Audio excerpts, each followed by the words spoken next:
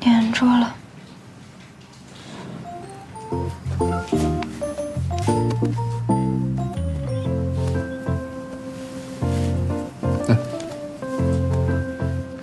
你这揉的是面还是浆糊？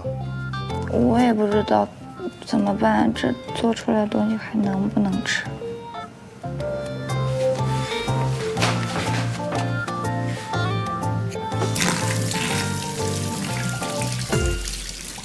不过如果是你做的，思琪应该会开心吧？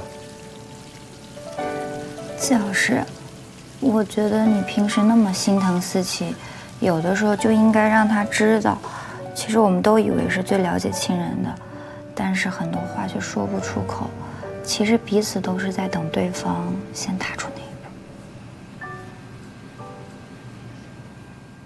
向前一小步，文明一大步。